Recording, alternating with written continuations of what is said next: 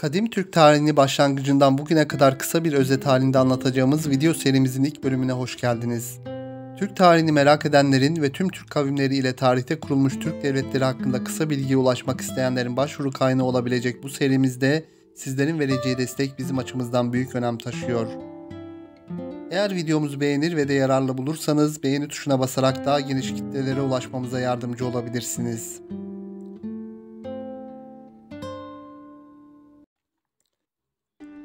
İnsanlık tarihini ele alacak olursak, insanlığın kendini tanımaya başladığı zamanlardan beridir Türk kavimlerinin tarihin her çağında önemli roller oynadığı, tarih devirlerini kapatıp yenilerini açtığı görülür. Türk kavminin ana vatanı Orta Asya'dır.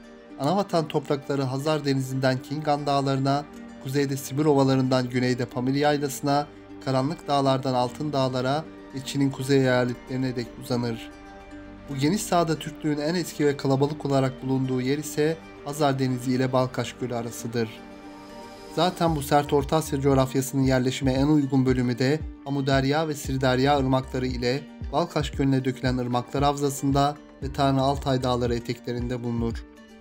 Bu sert iklim ve doğa şartları karşısında Türk kavimleri çok defa ana yurt dışına göçmüş ve gittikleri yerlerde de muhtelif isimlerle devletler kurmuşlardır.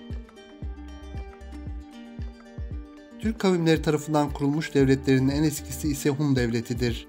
Asya Hun Devleti ya da diğer adıyla Büyük Hun Devleti, M.Ö. 220 yılında Teoman tarafından kurulmuştur. Bu devletin en önemli hükümdarları da Teoman ve Mete'dir. Başkenti Ötüken olan bu devlet ile Türkler, önemli ticaret yollarını denetim altına almışlardır. Meşhur Çin Seddi de Hun akınlarından korunmak için Çinliler tarafından inşa edilmiştir. Bu büyük devletin yıkılmasından sonra kavimler göçü ile Avrupa topraklarına ulaşan Türkler, Balamir Kağan önderliğinde Avrupa Hun Devleti'ni kurmuşlardır. Avrupa'da kurulan ilk Türk devleti olarak tanınan Avrupa Hun Devleti, bugünkü Macaristan topraklarında kurulmuştur. Türk tarihinin en önemli isimlerinden biri olan Atilla döneminde en parlak devrini yaşamış olan Avrupa Hunları, Anadolu'ya yapılan ilk Türk akımlarında gerçekleştirmiştir. Ana vatanda yani Asya'da Büyük Hun Devleti'nden sonra ise 1. Göktürk Devleti Bumin Kağan tarafından kurulmuş ve oldukça geniş topraklara ulaşmıştır. Türk adı kullanılarak kurulan ilk Türk devleti olmasıyla öne çıkan 1. Göktürk Devleti, Çin baskıları sonucu zayıflamış ve 659 senesinde Çinliler tarafından yıkılmıştır.